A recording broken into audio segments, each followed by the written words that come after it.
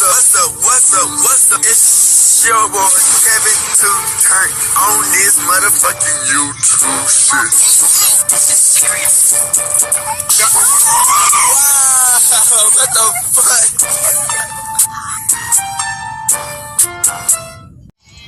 What's up? It's your boy Kevin to on YouTube shit. Hey man, say man, we are Let's man. Turn to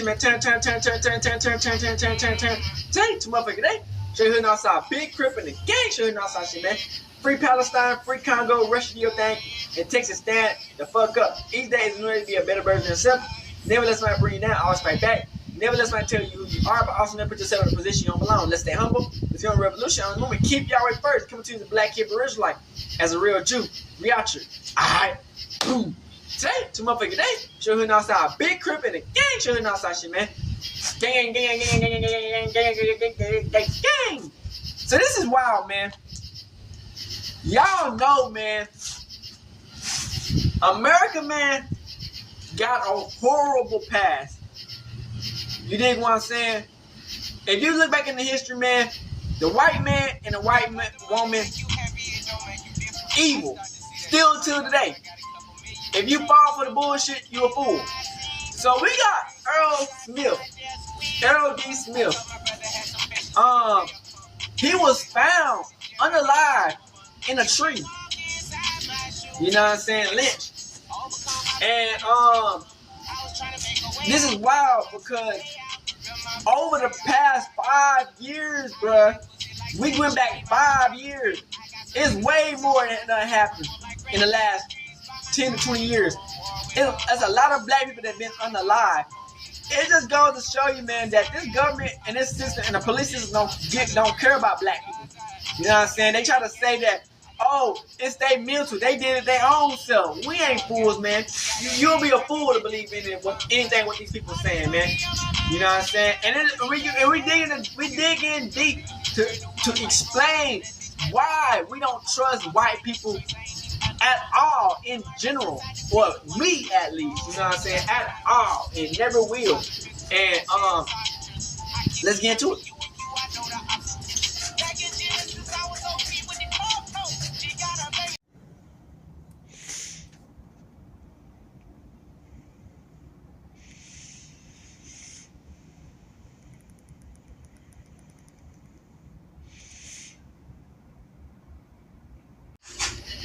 Shout out to Wide Media. We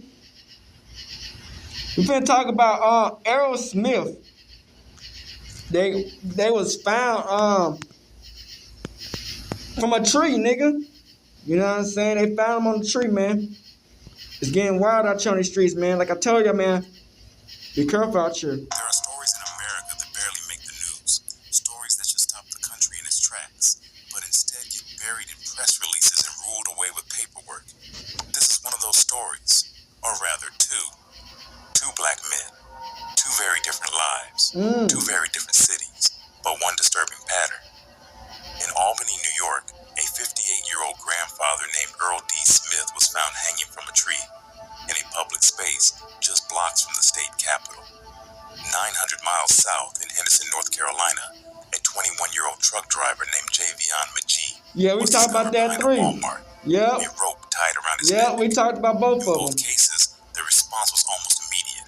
They said that he weird. Walked away, but the families, they don't believe it, and neither do we. These aren't isolated tragedies. They lie, bro. Truth that too many people are afraid to confront. Because if these stories sound familiar, it's because they are. At White Eyes Media, we tell the stories that were never supposed to be told. We shine a light where silence is policy. And tonight, we're asking the question no one else will. What is really happening to black men in America? They're killing them. And why does no one want to look deeper? Earl D. Smith was found hanging from a tree on the morning of June 11th, 2025. Within hours, Albany police ruled it a suicide. No foul play, no suspects, no deeper questions asked. The official story was simple. A man in crisis took his own life. But Earl's family wasn't convinced. His niece spoke out online, calling him a happy soul. He had just been baptized. He was a children. He worked as a barber. He was known in the community for his humor, his warmth, and his faith. There were no known signs of depression, no suicide note, no history of mental illness, and perhaps most troubling of all, no indication of how he could have even reached the branch where his body was found. No ladder, no step stool, nothing. As questions mounted, the evidence didn't. Then came talk of a video. Cell phone footage showing Earl's body still hanging, captured by a passerby before police arrived. It surfaced briefly on TikTok and Instagram, then disappeared. Albany police didn't confirm or deny its existence. Pussies. They didn't comment on nearby security cameras either. There was no indication that any surrounding surveillance footage had been reviewed or preserved. And just like that, the case was closed. In North Carolina, it was a different city, but the same silence. 21-year-old Javion Majid was a long-haul trucker from the Chicago area. We covered area. this. If you go back to my video, we covered this. On September 11th, 2023, he was found dead behind a Walmart in Henderson, a rope wrapped around his neck. Local authorities again called it suicide. They pointed to store footage showing Javion purchasing the rope himself, using that as key evidence in their conclusion. But here's what that explanation misses. Truck drivers often carry rope. It's part of the job, used to secure freight, tarps, or equipment. Buying rope isn't suspicious, it's routine. And that's what his family stressed. Javion had just started this new trucking job. He was on the road. That's working. crazy than a bitch, He had man. no history of mental illness, no suicidal signs. His family questioned why the public never saw the full video timeline. What happened between the moment he bought that rope and the moment he was found? That part remained unanswered. 2 deaths, 2 different states, same outcome, no follow-up, no press conference, no national attention, just quiet rulings. What these families want isn't hysteria. They want transparency. They want to know why the scenes weren't secured longer, why digital evidence vanished, why no independent review was offered, and why, time and time again, these cases are treated as open and shut before anyone has time to grieve. Because when the facts feel rushed and the families feel silenced, the system starts to look less like a protector and more like a gatekeeper of convenience. There's something about the word hanging that hits differently in America, especially when it involves a black man in a tree. It's not just a method, it's the message. Because that image doesn't exist in a vacuum. It comes with history, with trauma, and for many black families with memory. Earl D. Smith was found hanging from a tree in New York. Javion Majid was found with a rope wrapped around his neck in North Carolina. And when authorities rushed to rule those deaths suicides without transparency, without public accountability, and without community trust, it doesn't just feel incomplete, it feels familiar. For generations, lynching was used as a weapon of racial terror. It was public, it was violent, it was meant to humiliate, to silence, and to warn. People weren't just killed, they were made into messages. And far too often, no one was ever held accountable. It would be easy to believe that era is behind us, but the echoes are still here. Today, it's not the burning crosses or crowd with torches. It's the quiet dismissal. The case is ruled suicide before the families even identify the body. The videos that disappear. The silence that follows. What goes around comes around. That's all I can say. It's not just Earl or Javion. In California, in 2020, a man named Robert Fuller was found hanging from a tree outside City Hall, ruled a suicide. In Mississippi, Otis James, another truck driver, was found dead with a belt around his neck, officially ruled self-inflicted. In every case, the families pushed back, and in every case, the system insisted it was closed. America is fake, man. When the victim is black, America is Babylon and it's fake. The burden of proof seems to shift. The urgency to investigate seems to fade, and the pattern becomes harder to ignore. Like I said, what goes around comes around. Because this isn't just about what The happened. people It's who about did how this it to was our people handled. gonna have to face this in the It's about future. who gets believed and who gets written off. That's a fact. It's about the long shadow that history still casts, even when no one wants to admit it. The fear isn't just that these were lynchings. It's that if they were, no one would ever tell the truth. You've been watching Wide Eyes Media, a platform created to search for truth, to expose. Shout out to Belinda verse.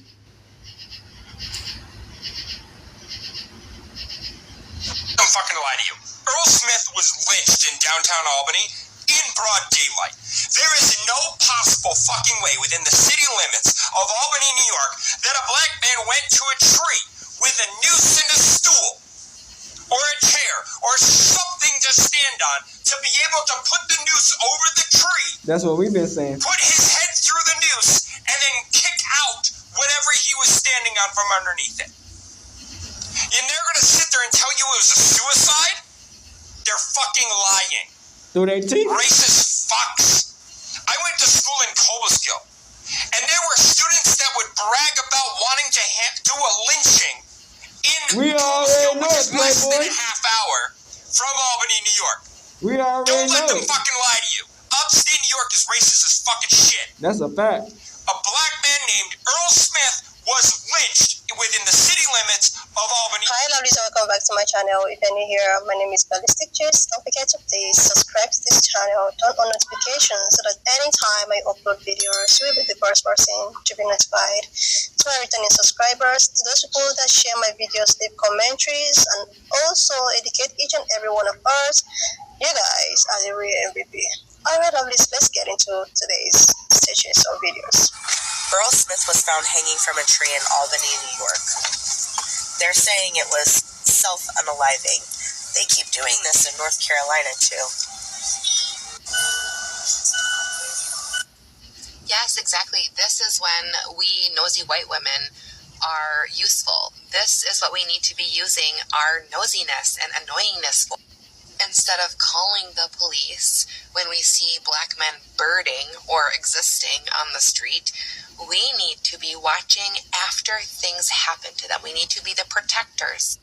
That sounded savory. I didn't mean it that way. But just y'all, why you always got that white savior complex? This area needs to be checking Nigga, their cameras. forget y'all. If we don't trust the police, then check it yourself and then post it on social media, right? Like, we need to be helpful. Somebody has video of it.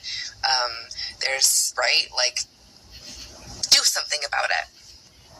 Earl Smith of Albany, New York did not unalive himself. His family is saying he did not unalive himself. I know everyone has like a real short attention span, so whatever was hot topic, hot gossip 24 hours ago doesn't matter anymore.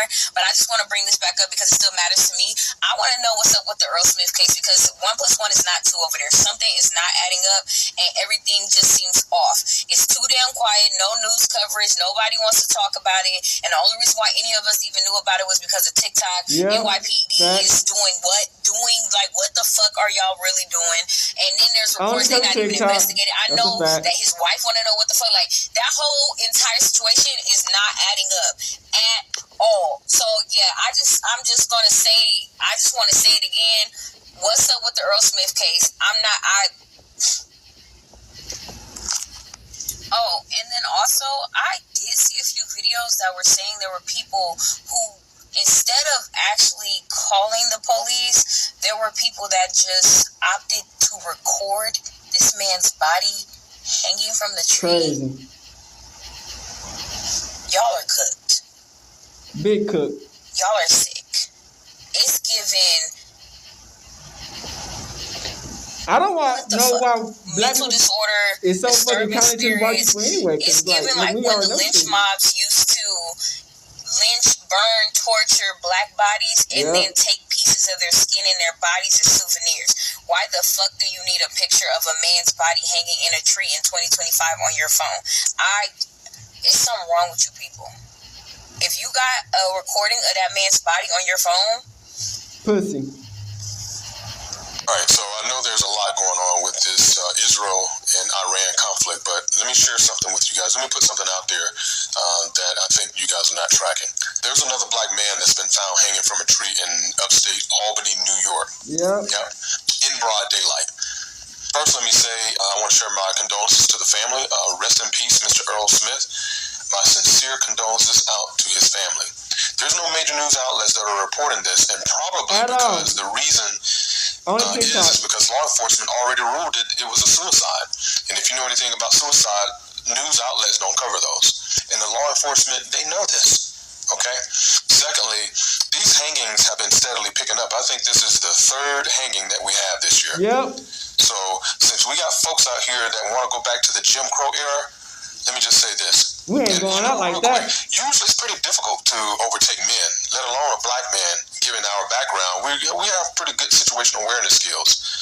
Unless you incorporate and stop by a rogue police officer or by fake ICE agents or masked men or anyone with a badge, make sure you use your phone to live stream the interaction. That's a okay? fact. If you're a black man, you're traveling along by foot or car, if any group of men stop you, immediately use your phone to record, FaceTime, or live stream the interaction, people. Simple as that. Whatever you do, fam, don't get out the car.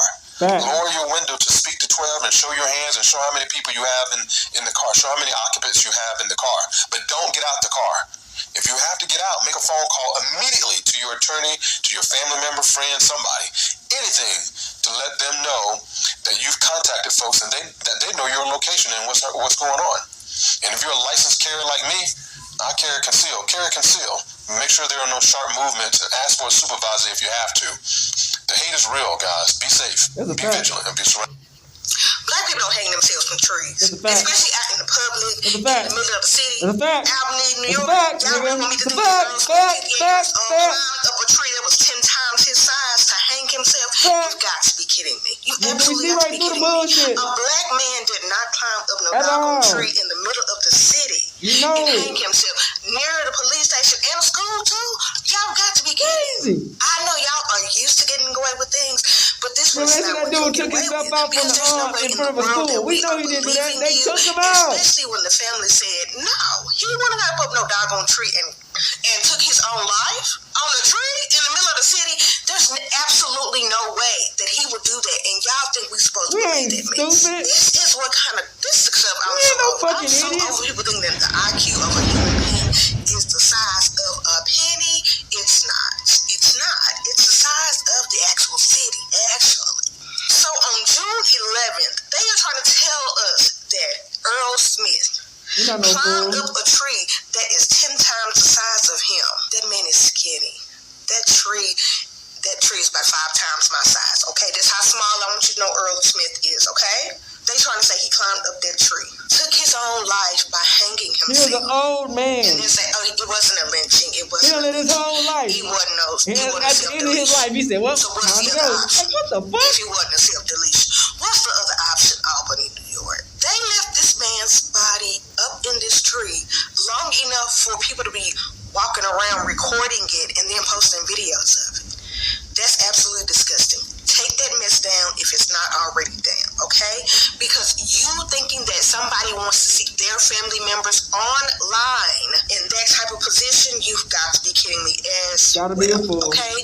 That is very inconsiderate and inhumane. That you would think somebody would want to see their family members online. That's wild. After the police tried to say it took their own life, even though we're telling y'all it's Fuck not. these people, man. It ain't no way that man could even got up there. If y'all know had the seen the truth. pictures What goes of around him in comes his around. outfit with his Remember black and that. white, with this random red Without flag, turn, bro. he didn't do that. He was too fly for that one, okay? Baby, because that outfit was cute, okay? I just want you to know. When it's our turn, remember that. To be climbing up a tree and don't nothing look wrong. Damn, he fucking trained. Again, 10 times his size to take his own life. Absolutely not. There's absolutely no way in this world that you think I'm going to believe that man got up there and ain't nothing on his outfit. There's nothing around to help him climb up this tree. And he wasn't strong enough to be throwing a rope up there and doing it himself. But Albany, New York, get it together and do an actual investigation. New York, we don't trust New York in the first place. So that's why all the fake motherfuckers are. Fake news. Because I mean what I see. Black people don't hang themselves from trees. They will tell you it was a suicide. They will write it in a report. They will quote an officer. They will let it fade from memory just like they have done before. But I need you to sit with this. 54-year-old man. You need to look this country in the eye and ask, is this what justice looks like? Because a black man, Earl Smith, was found hanging from a tree in Albany, New York in 2025 in broad daylight, and they are calling it a suicide. Let us sit in your spirit for a second. How does a black man walk into a public space with a rope, a ladder, or a stool, climb up, tie a nose, place it on a branch high enough to drop from, put his head through and hang himself without being noticed, not in the abandoned Bruh, field, this but in sounds downtown stupid. a city.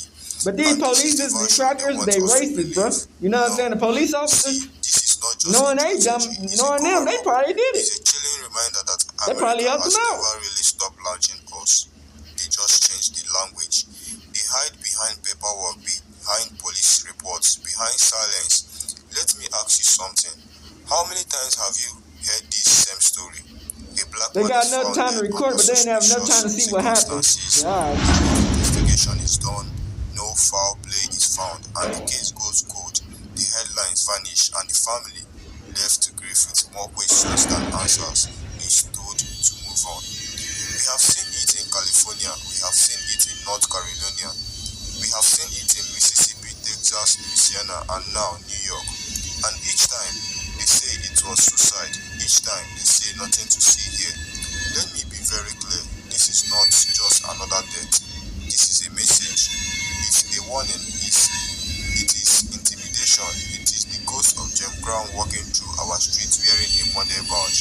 Because you don't get to hang a black man in public in 2025 and call it a coincidence. You don't get to watch videos of him hanging from a tree, circulating online, and pretend this isn't racial terrorism.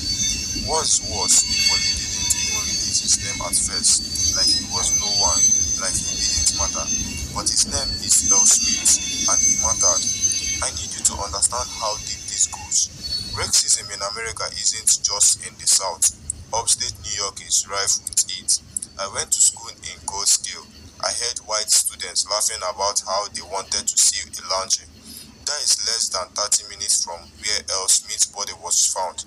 Don't let them tell you this was isolated. Don't let them feed you that bad apple line, because this tree has roots, and those roots run deep.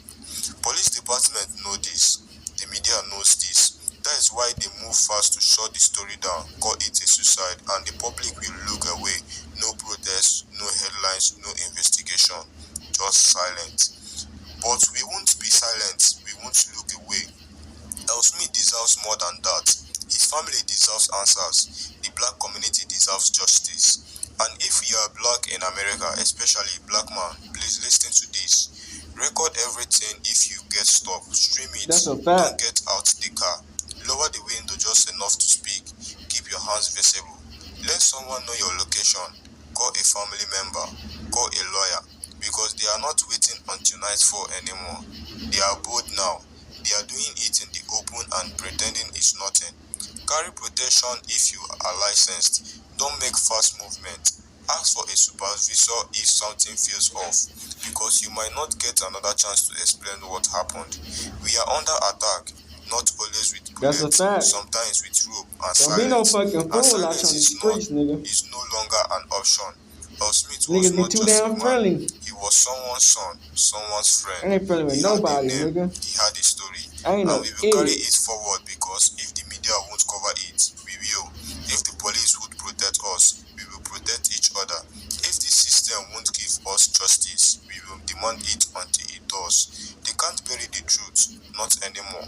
Not while we still have voices, not while we still have platforms, not while we still remember. Say his name, Earl Smith. Remember it, share it, spread it. If you made it to Tell the y'all, end man, of it's this tough. Shout out to Democracy Now! This was 5 years ago that they've been talking about this shit. That it's been a lot of unaliving of black people from trees, bruh.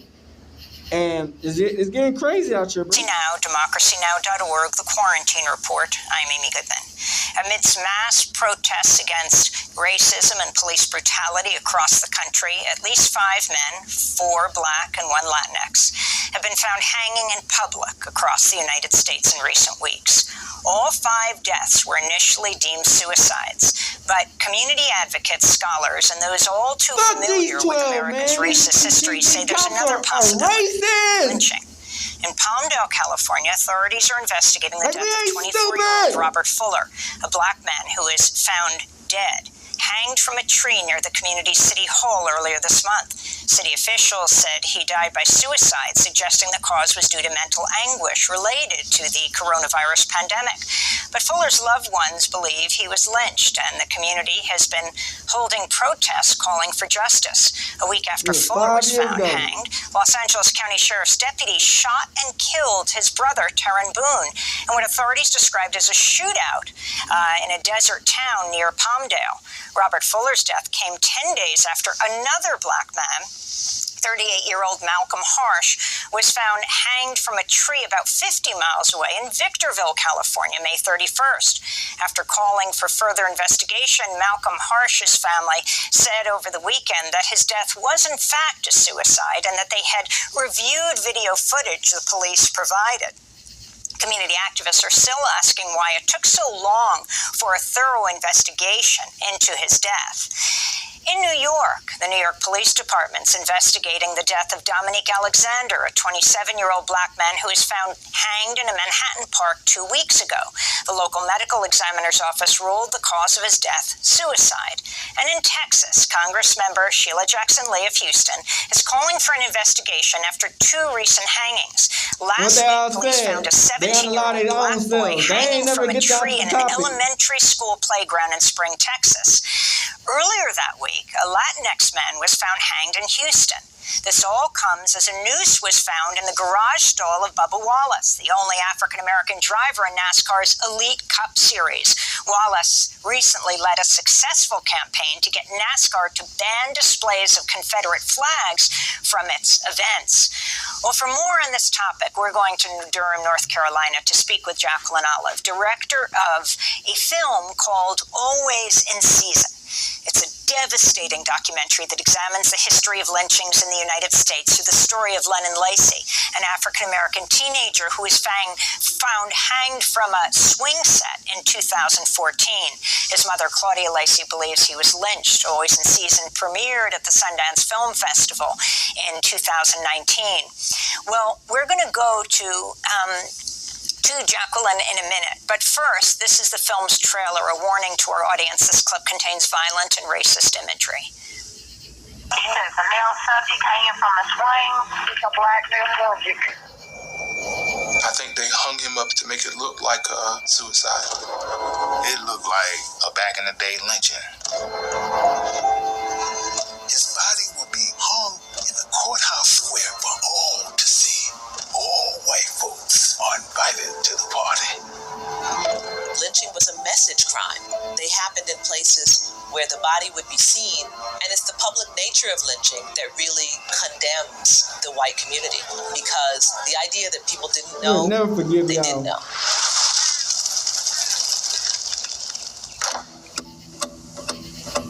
As I started researching black males committing suicide in public over the last few years, I became quite concerned that there may be a bigger surreptitious movement at play here. The caption, last night picked before the game. That does not sound like a person that was planning on killing himself. That was the trailer for Always in Season. Jacqueline Olive, we welcome you back to Democracy Now! Under horrible circumstances of one death after another, young African-American men hanging from trees in the United States, not 100 or 200 years ago, but in these last weeks. Can you talk about the significance of this? Now, again, family members are not saying absolutely they know what happened in each case, as was the case in the particular hanging you looked at in Always in Season, but they are demanding answers and serious investigations. Can you start off with the Palmdale hanging in California? Absolutely. So these hangings really come out of a climate in the White House in which there is intense vitriol and hatred that's being messaged, and people are being energized and activated around those messages. You have militia groups that are activated in increasing numbers. You have increasing numbers of news incidents, including the one that was found in Oakland, California last week, incidents in which people are being threatened, Black people are being threatened with nooses. And so as this climate escalates, and you have these hanging deaths that are incredibly alarming, then the first question that Black folks often have is whether or not there was lynching involved. And so it is really important that when local officials come out to investigate these cases, that they frame their investigation and they frame their look at the evidence in this history with historic lynchings, but also around the racial violence and division that's going on currently. So you have Robert Fuller, who was found hanged outside of City Hall in Palmdale. And then you have Malcolm Harsh, like 60 miles away, found hung near the public library in Victorville. Now, the police departments in both these cases immediately closed the investigations and said that it was suicide.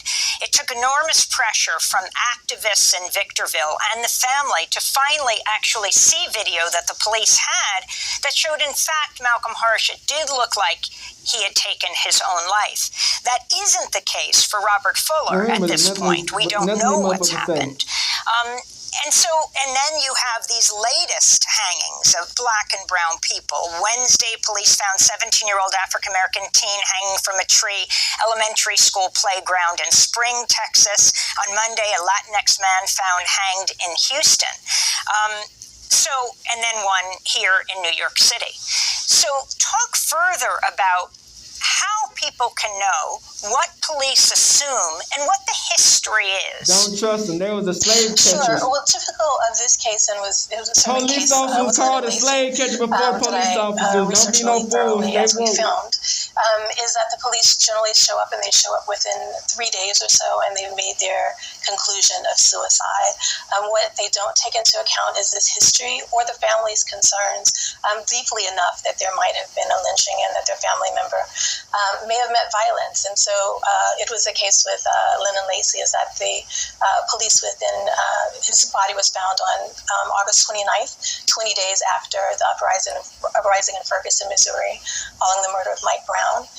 August 29th, 2014, on a Friday, and the police station was closed over the weekend because there was a holiday, and so they didn't come to investigate anything until Tuesday when they approached Claudia, Lennon's mother, and they didn't look through his phone, and they didn't look for evidence of anything beyond a suicide, but were really insistent that was the case. And this whole video was happening again and again, and so families are really calling for there to be a deeper investigation and for justice. And you had mentioned that the family members of Malcolm Harsh have conceded that he committed suicide. One of the interesting things as I was reading, 2 points that they made, one of which is that the police didn't really investigate his case, even though it was a suicide. It ended up being a suicide. It's important that they show up and that they investigate it thoroughly, and they didn't do that until there was press attention. The other comment that was made around the case is that it's a relief that wasn't a lynching. I think it's equally as important that if in these cases of suicide that we look closely at that. And so in my research, as I was researching for Always in Season, I found that there were dozens of cases. Black take his own life so easily when they try to take our life out. Since 1995, every day. actually, I started looking at I know the it case of happens, Antoine but shit, Sedgwick, you know what I'm saying? who was found hanging in Hampton, Virginia, hours after the O.J. Simpson verdict. And that case was ruled a suicide. And so there have been dozens of deaths, and they're unfortunately, sadly, are not exact numbers. There's a CDC report that I've been looking at that says that there have been 79 unsolved hangings of Blacks, and that they've all been males. In this report, 79 hangings that are unsolved between 2000 and 2016. And so you have all of these cases in the midst of violence we know that's not being acknowledged. If it weren't for the outcry, the public outcry around Ahmaud Arbery's murder, for example, then the McDaniels, Travis and Gregory McDaniel, and the accomplice would not have been held accountable. And so there is a justified outcry outcry, even when the result is a suicide. There's a justified outcry that comes out of the Black community, but by anyone who's paying attention and concerned that these might be lynchings. I wanted to ask you about the case of T.T. Gully, a Black transgender woman experiencing homelessness who was found hanging in Portland, Oregon. It got a lot of attention recently, and in fact, it got so much attention that a lot of people, including us, thought it had just happened in May of this year, but it was actually a year ago. The local medical examiner ruled her death to be a suicide, but her family believes she may have been killed. Now it's getting renewed attention as a result of the hangings in California, Texas, and New York have gained national attention. So as you point out, it is not only Black men in these cases. And talk about the significance of the renewed interest in finding out what happened, investigating T.T. Gully's death. He's the only man. That is a man. What are we talking about? The death happened on May 27th of this year, but in fact it was May 27th, 2019. Why people always trying to play on our intellectual talk, nigga? We ain't falling for that bullshit. The story was dropped by the press in 2019 and then picked up with these more recent hanging deaths. And so this kind of invisibility that goes with these hanging cases in general is even greater with like they ain't got no fucking like no DNA, no print, no nothing. For whom the family still believes that she didn't commit suicide. And the last news reports I saw on the case were from 2019 until very recently. And so that's just an example of how when we look at these cases individually, we're not giving the issues the attention that's merited, the issue about collectively what's going on beyond just dropping in on one case and then out when the police decide that they've figured out or that they've investigated enough. Is that it's important for journalists in particular to look at all of it comprehensively and in the context of historic lynching terrorism. And so just as with historic lynchings, certainly Black men were the primary victims of lynching, but women and children were also the victims of lynching. And can you talk about how these hangings are often after some kind of horrific event, like the police killing of Michael Brown in 2014, Lennon Lacey, the case you looked at, Always in Season, that happened right after that. And then, of course, you have the killing of George Floyd in Minneapolis, the police uprising, and then these subsequent hangings. And they also come after touchstones that are racialized. Damn, and so there was because after that dude killed that police officer this year, when President Obama campaigned for the very first time between 2005 and 2008, there was an upsurge that was recorded by the Southern Poverty Law Center. And so there are these points in which there is some momentum by the Black community, a bit of progress that's met with backlash, and there's also these points in which there's this signaling from leadership that violence is okay, and so you have out of this all of this violence that we see, and particularly Black people and brown people are really tuned into in ways that the mainstream doesn't necessarily acknowledge.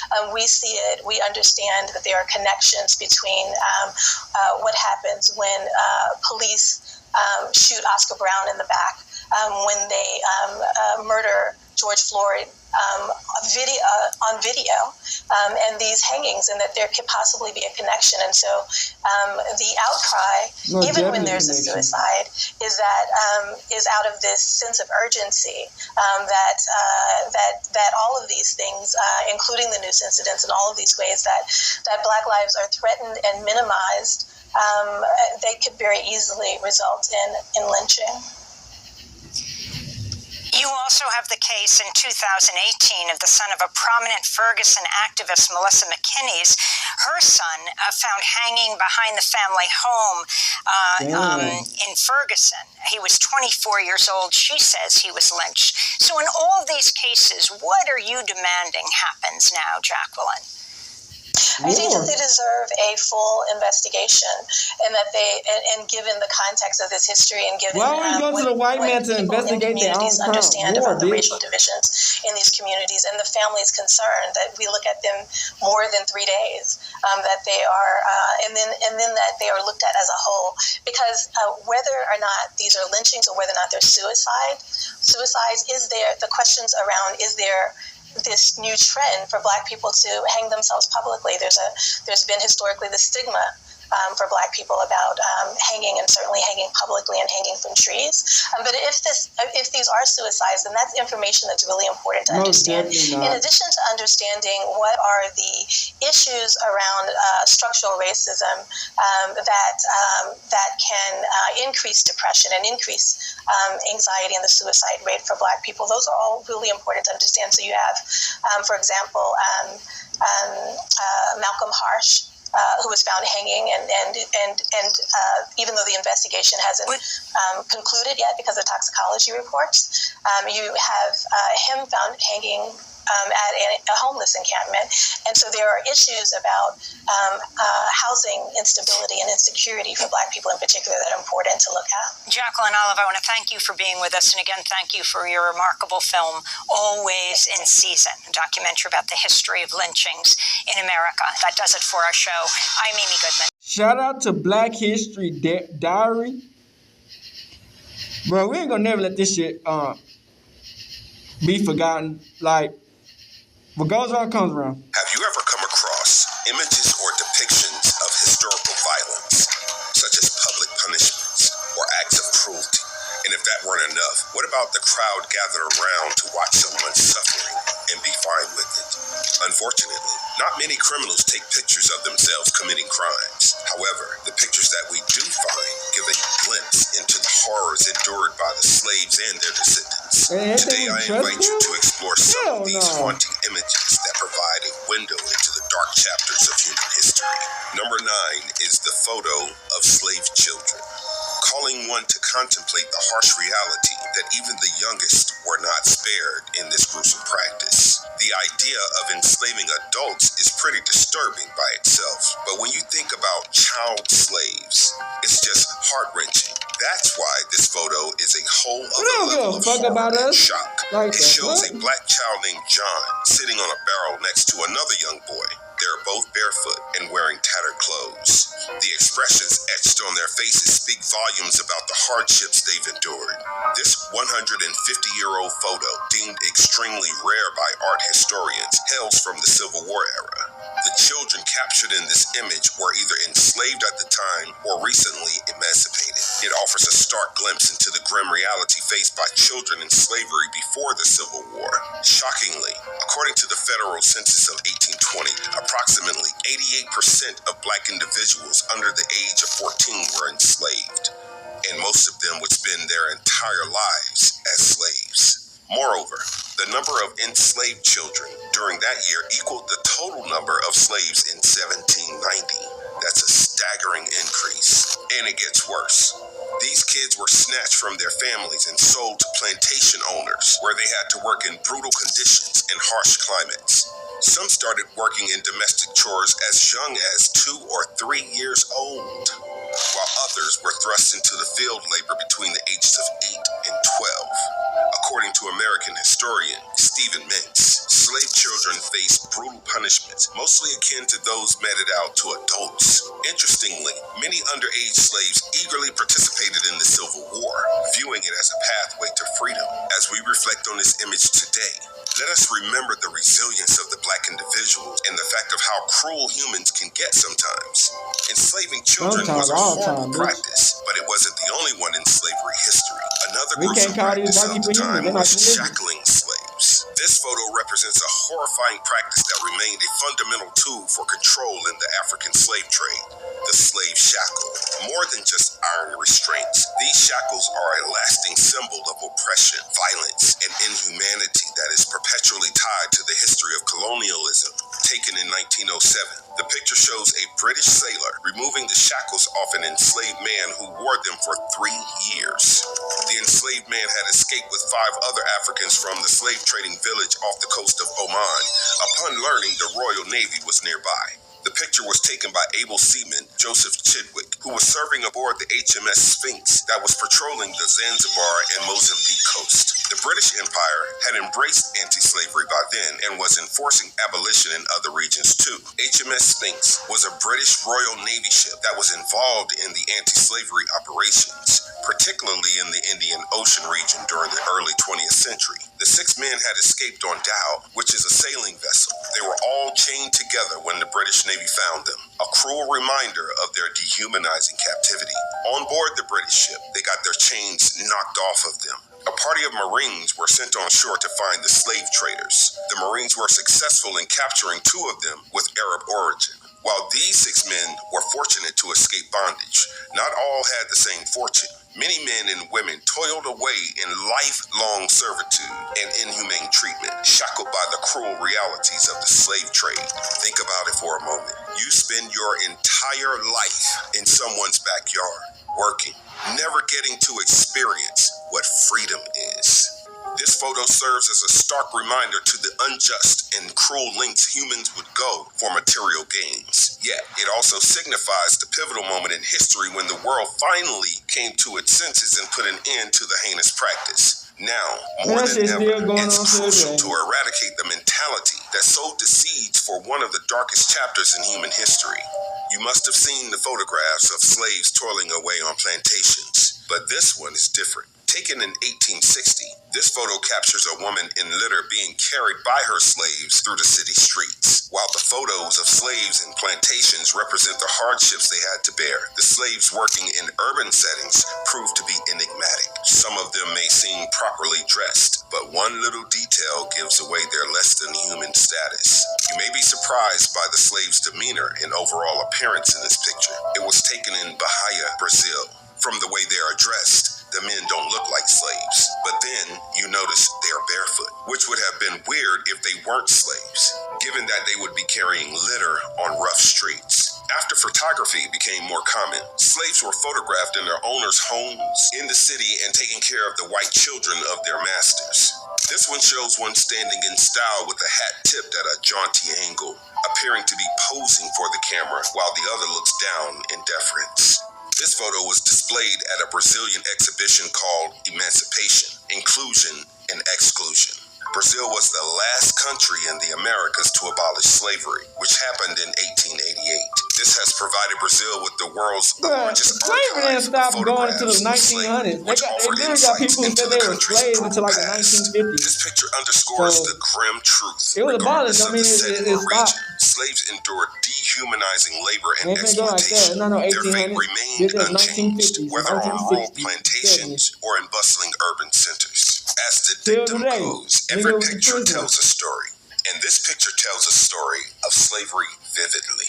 In this picture, you see hundreds of starving, dehydrated, and in some cases, dying African slaves crammed on the deck of a British naval ship. These were the early days of photography, so the scene got captured, but it wasn't the only one of the sorts. You will find the mention of plenty of slave ships plowing on the mighty seas, closing the lid on the freedom of thousands of individuals. Now, what comes to mind when you look at this image? Perhaps thoughts of infamous African slave ships, a haunting symbol of humanity's darkest deeds come to mind. And yet, if that's what you picture, you're not entirely mistaken.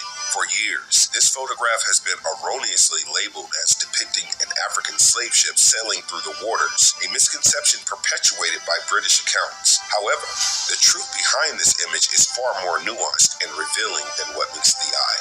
The real story is preserved in the long-forgotten Victorian memoir called Dhow Chasing in Zanzibar waters. 5 years experience in the suppression of the slave trade.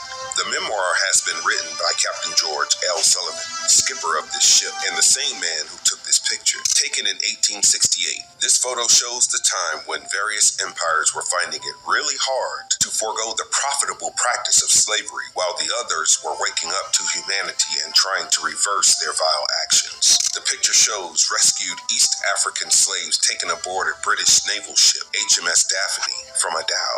The Africans aboard this ship were freed from Arab slave traders. What happened was that the HMS Daphne was commissioned to to enforce a treaty with the Sultan of Zanzibar, under which the Sultan was supposed to control the slave traders. Instead, he was profiting from the heinous practice. Now that we have recounted the British anti-slavery efforts twice, it's time to take a look at the story of abolition of slavery in the British Empire. The abolition campaign started in Britain in 1760 by both white and black abolitionists. It was a long and hard-fought battle, as many entities argued that the slave trade was crucial for the British economy. An even more egregious claim was that the enslaved Africans were happy and well treated.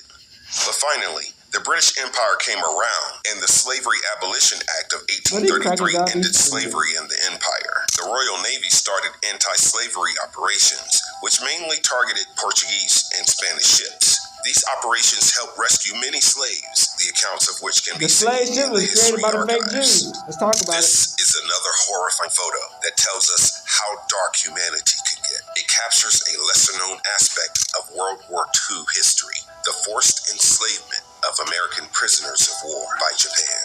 The image vividly portrays the grim reality faced by those unfortunate men who were captured during the war and then subjected to slave-like conditions under Japanese captivity.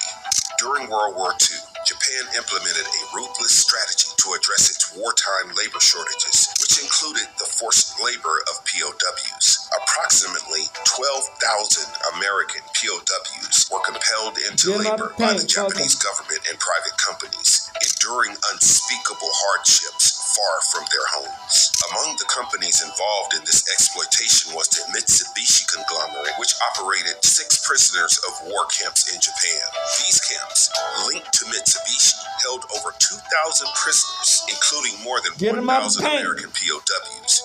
According to nonprofit research center Asia Policy Point, the treatment of American POWs in these camps was deplorable, with reports of starvation, torture, and brutal working conditions. Many prisoners were forced to work in mines, shipyards, and factories, subjected to grueling labor for extended hours without adequate food, shelter, or medical care. The toll of this forced labor was devastating, with numerous American POWs perishing due to malnutrition, disease, and mistreatment. According to historical records, 27 Americans died in the Mitsubishi-linked camps out of 1,100 who died in all the Japanese camps. The faces of American POWs in the photograph reflect the anguish and suffering they endured, serving as a solemn reminder of the human cost of war.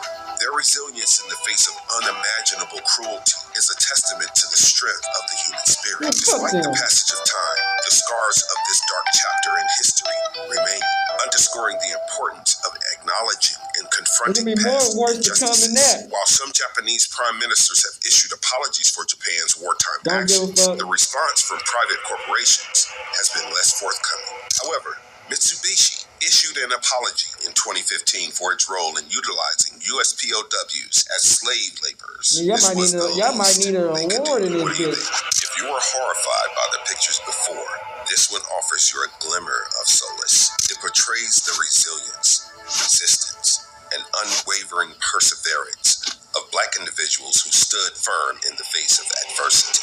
This image captures the spirit of the 54th Annual Former Slave Convention, held in 1916 at the Cosmopolitan Baptist Church. The photo shows the stalwarts of African American rights and activism from left to right, including Annie Perry, Anna Engelus, Elizabeth Berkley, and Sadie Thompson. Remarkably, each woman was over 100 years old at the time, coming together to reflect on the past and engage in discussions about the future alongside their peers. Anna J. Cooper, Elizabeth Berkley, and Sadie Thompson were prominent African-American women who attended the convention and were actively involved in advocating for the rights and the advancement of African Americans. Anna J. Cooper was a distinguished educator, scholar, and activist known for her contributions to African American women's rights and education. Elizabeth Berkley was a social reformer and suffragist who played a significant role in advancing civil rights and women's suffrage efforts. Sadie Thompson was an educator and activist who worked tirelessly for the betterment of African American communities, particularly in the field of education. As for the convention, it served not only as a gathering for former slaves to reconnect, but also as a platform for advancing activist goals. Among the attendees' requests was a call for a universal pardon for married convicts. The Previous conventions included appeals for pensions for former slaves. This issue sparked active debate during the convention. By 1899, approximately 21% of the black population in America had been born into slavery. There were questions about the legal feasibility of pensions or reparations for former slaves. In 1915, the case of Johnson versus McAdoo brought this issue to the forefront when an ex-slave pension association sued the government for $68 million in compensation for cotton produced during their time as slaves. However, the D.C. Court of Appeals ultimately denied the claim, a decision upheld by the U.S. Supreme Court. As we gaze upon this image, let us not forget the voiceless and silenced by slavery, the lives shattered by its brutality, and the enduring legacy of injustice that continues to reverberate through the corridors of time. This photograph stands as a testament to the resilience of those who fought against oppression and a solemn reminder of the horrors of slavery that must never be forgotten. This photograph is another testament to the cruel and dark depths of humanity, frozen in time as a haunting reminder of a tragic chapter in history. Taken in 1899, it features Selknam natives en route to Europe for exhibition in human zoos, a practice we cannot imagine in the modern world.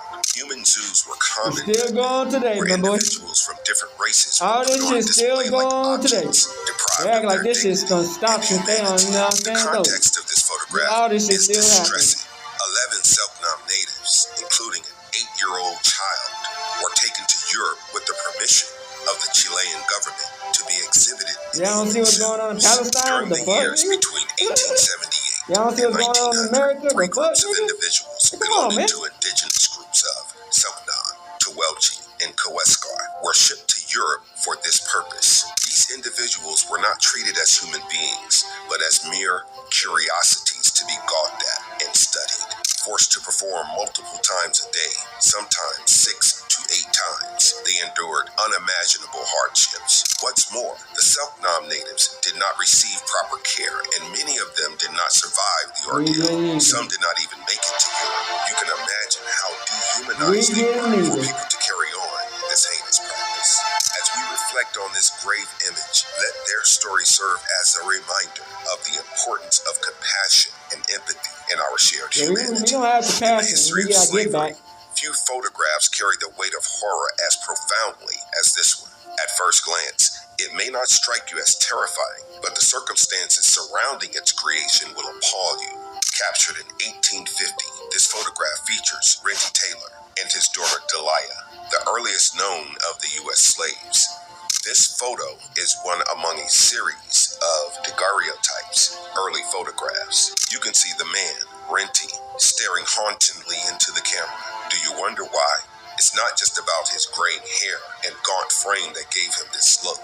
He, along with his daughter, were forced to get photographed without clothes. Initiated by Luis Agassiz, a professor at Harvard University, these daguerreotypes stand as haunting testaments to the dehumanization endured by enslaved individuals. Luis Agassiz introduced theories on racial differences that were used to support slavery in the U.S. He was an adherent of polygenism, a pseudo-scientific ideology that different races come from different origins. He was looking for racially pure slaves born in Africa to research this premise when he came across Renty and Delia while touring plantations. The father and daughter were mere research specimens for the professor. Renty was forced to remove clothes and his features, lips, arms, chest, male organs, and pretty much everything was measured to prove the racist beliefs. You think that's gruesome? Imagine how it must have been for Delia, who went through the same ordeal. Like, a young woman standing there in front of a strange man groping her and bigger than measuring ours. her They organs. brain bigger than The father ours. and daughter were And violated they in a titty bid to bigger, prove ass that the bigger than black ours. race Like, was they was inferior to the heated. white race. Cause they ain't got nothing to compare to us. They made out of monkeys. Bordering on We are insanity real humans. of Black people are real who were humans. highly educated individuals of whom one expects better. The images of Renty and white man was made Delia out have of a endured monkey. as symbols of the systemic oppression and violence inflicted upon enslaved people in the United States. They represent the countless individuals whose lives were commodified, their bodies objectified, and their humanity denied. Despite the passage Black of people time, gonna get our the legacy of I'll these get back. photos remains fraught with It's ethical even and said in the moral Bible. You gonna get our implications. get back. They raise profound questions That's a about fact. consent, agency, and the commodification of human lives. Moreover, they compel us to confront the uncomfortable truths of 400 years are America's up. history of Babylon slavery is and the falling. enduring All the stuff impact y'all of done did to us, systemic racism. America, Babylon, As we you confront white the people, horrifying y'all reality cooked. captured in the Remember photographs that. of Renty and What Delight, goes around we comes are around. reminded of the imperative to reckon with the past and strive for justice in the present. Their images serve as powerful reminders of the resilience, dignity, and humanity of those who endured the brutality of slavery, and their stories must not be forgotten. The photo I'm about to show you now is the most horrific and unsettling one. In the stark black and white frame of this photograph, captured in 1860, lies an unsettling tale: the slave deck of the Bark Wildfire. This image shows the emancipated survivors of the Middle Passage on the top deck of the American slave ship known as Wildfire. In the year 1860, the Bark Wildfire reached the shores of Key West, Florida, bearing a haunting cargo. The survivors of the Middle Passage, captured by the U.S. Navy within the site of Cuba, the ship had violated the 1808 U.S. law prohibiting the importation of slaves. The journey of the Wildfire began on the distant shores of the Congo River at the Longo Coast and Kwaza North regions. On board were 510 captive Africans, their spirits weighed down by the treacherous Atlantic crossing, where 90 souls met their tragic end. Upon reaching Key West, a correspondent for Harper's Weekly stepped aboard to bear witness to the unimaginable horrors endured by the captives. His vivid account transports us back to the deck of the Wildfire, where every soul stood exposed, literally and figuratively. The unclothed bodies of men, boys, women, and girls huddled closely together, a stark contrast of the vast expanse of the ocean that surrounded them. The lower deck had women and young girls, deprived of their dignity and clothed only in their vulnerability. Some sat on the floor, others on lockers, while the sick and the weary lay in their berths, their bodies bearing the physical and emotional scars of the ordeal. There were markings on the captives' bodies, tattoos etched into their skin, arms branded with the figure 7. These were not mere adornments, but symbols of their commodification, a stark reminder of their status as property in the eyes of their captors. This photograph, frozen in time, serves as a solemn reminder of the unfathomable cruelty of the Middle Passage, a journey marked by suffering, resilience, and untold loss. It calls upon us to confront the darkest chapters of our history with compassion and empathy, ensuring that the voices of those who endured such horrors are never silenced or forgotten. As I conclude our journey through the haunting imagery of slavery, let us not turn away from the uncomfortable truths these photographs reveal. They bear witness to the unimaginable suffering endured by generations of enslaved individuals whose humanity was systematically taken away in the pursuit of profit and power. As we reflect on these images, White people, we give no fucks about y'all. Cause you know y'all don't give no fucks about us. Y'all probably take this as a trophy. And oppression persists today. It manifests in the what goes around comes around. which seeks to dismiss or minimize discussions of systemic racism and other forms of oppression, and in banning books that expose the uncomfortable truths of our history. May these photographs not only serve as a reminder of our shared history, but also as a call to action to dismantle systems of oppression and build a world where every individual is truly free. We gonna get there after we get our get back.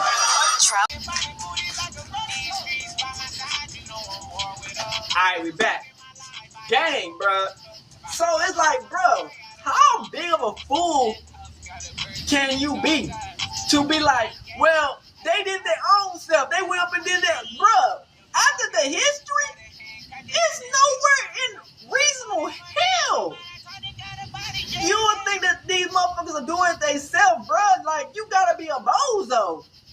You know what I'm saying? Like, we know what they've been doing. We know all these people, all these black people. It's probably more than that we just didn't even see because they tried to hide and said it was done by, you know what I'm saying, their own self. And, you know, like they say in the video, if they said that, they can't make no police report, the news can't cover it. So it just goes to show you this whole system is corrupted. Police used to be called the slave catchers. You know what I'm saying? The government never did mess with the black people. They enslaved black people. You know what I'm saying? The president has slaves. Like, bro, come on. All I can say is what goes around comes around, and that's the hardest truth. You know what I'm saying? And we don't keep on exposing it. Like I tell y'all, man, it's war. Be careful out you. Protect yourself. Do not be no dummy and just be like, well, get your dumb ass clipped around this bitch. Be smart, and we out the bitch. Hood, and outside, be crip, gang, and outside shit. Hey, Dad, you know, dog, when we link up, dog, this shit be legendary. You know this instrumental, you the engineer on it, so Kodak everywhere.